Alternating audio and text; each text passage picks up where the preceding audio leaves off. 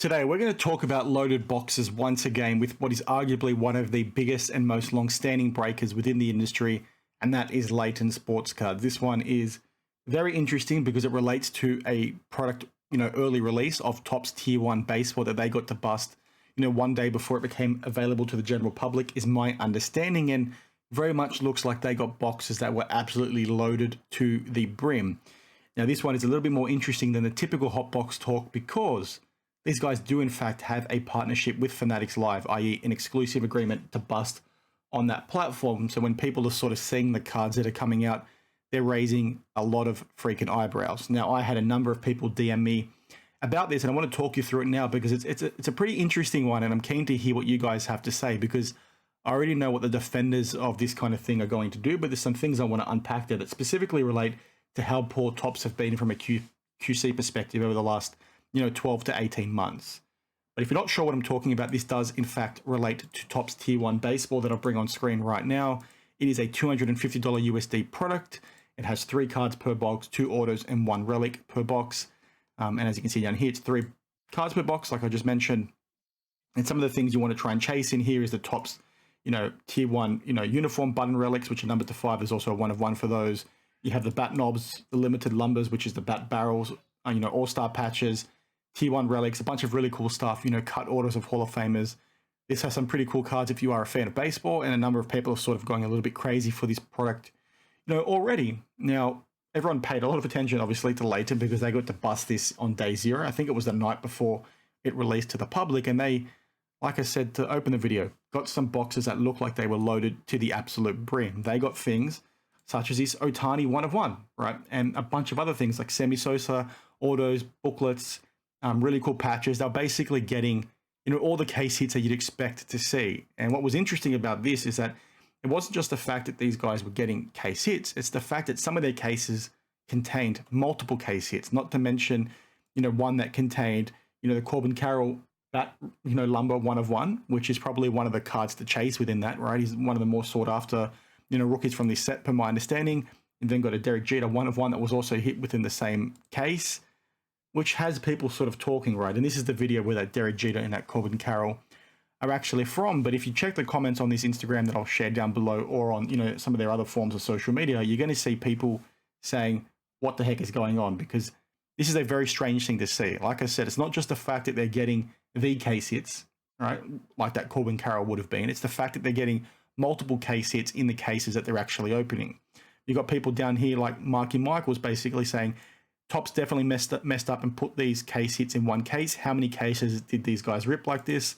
Somebody essentially responds and says, well, they actually had 2 cases that they opened that had 3+ 1 of 1s within them, and essentially had multiple case hits within those cases. And it's just a very interesting situation. You've got then somebody responding, I think the same guy that raised the first question, and said, well, that's odd because you're essentially talking like 1 in 5,000 packs for this sort of thing to happen, or 1 in 5,000 boxes, which, a lot of people are essentially talking to. Now, there will be detractors and say, well, this is just sort of lucky, but when you're looking at it through the lens that these guys are getting multiple case hits, right, and it's sort of hard to argue against that when you're seeing, these things on the screen that you're seeing right now, and then what you're seeing in the comments, and then you're looking at the relationship that they have with Fanatics Live, it's like, well, what is actually going on here? How can you sort of defend this?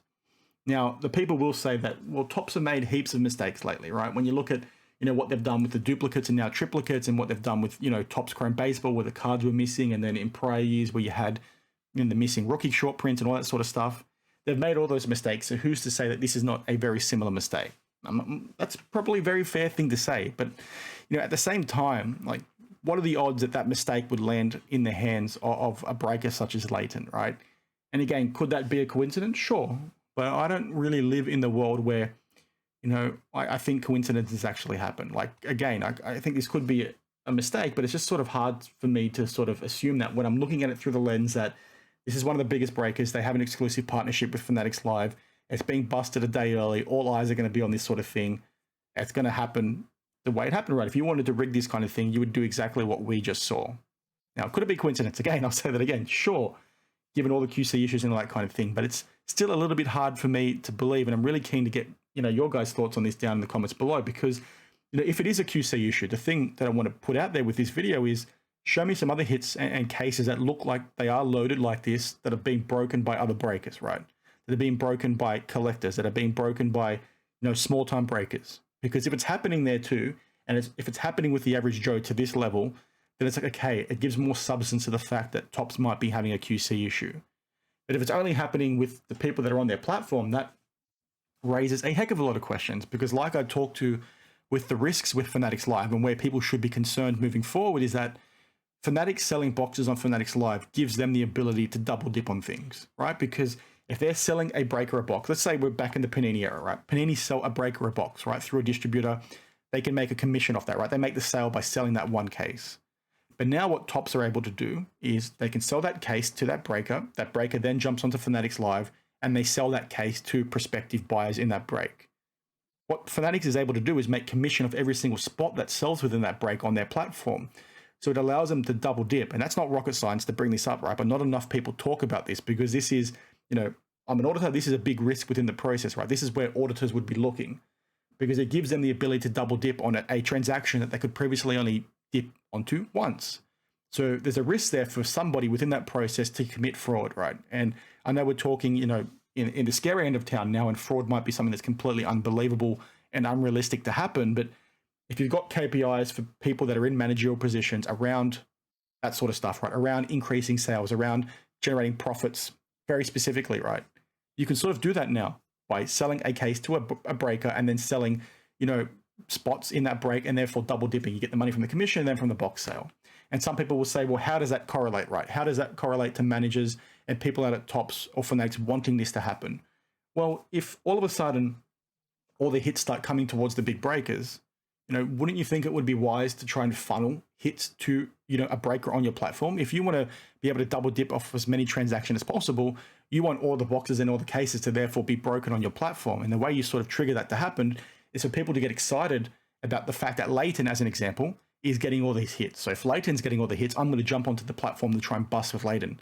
The next minute, everything's being broken on there because nobody else wants to buy spots from anywhere else because all the hits are going there. Now, again, that could be very tinfoil hat, sure, but I'm just explaining how that risk would look like in this process, right? That's how I'd be looking at this thing if I was auditing, this process, right? That's the question you'd be asking.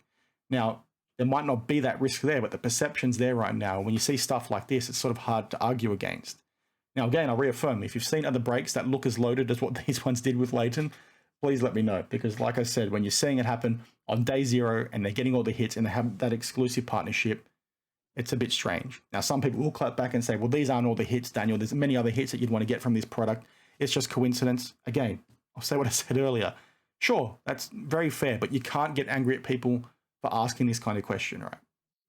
So I'm curious to see what you guys have to say, essentially. Let me know. Like I said, I want to sort of see what happens next because Topps themselves have been absolutely terrible the last 12 to 18 months. This could just be another mistake that they've just somehow given the good stuff to the people that would have the most eyeballs on them. So it sort of is what it is. Not much else I want to talk to. I don't think people will push back like I just mentioned, but I stand by my statement that manufacturers know where cards are going. I think they know which boxes these things are going into, and I've had that belief, since all the way back in 2013 when I've given my example of, me busting open a box of select 2013 basketball, basically Panini getting a code from me and the code that I gave them from inside the box.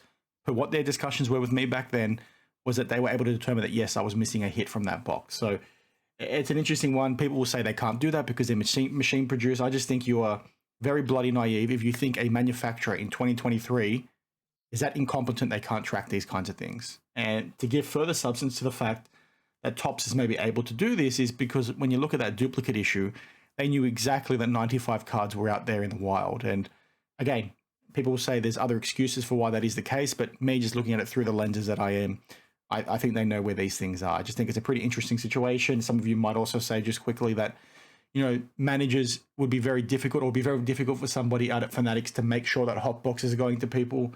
In my line of work, there's a thing that's referred to as management overrider controls, which is a big risk within processes where sometimes when a process is really weak, the people that are very senior that have the most gain from manipulating a process often have the ability to override that process, override and bypass things, right? And something like that could be happening here where it might just be one or two people that are sort of manipulating things to get things going in certain places. Now, again, I will say You know, this could be purely coincidence. It could be down to Topps QC issues, given everything that we've seen. I think it's a perfectly justifiable position to take.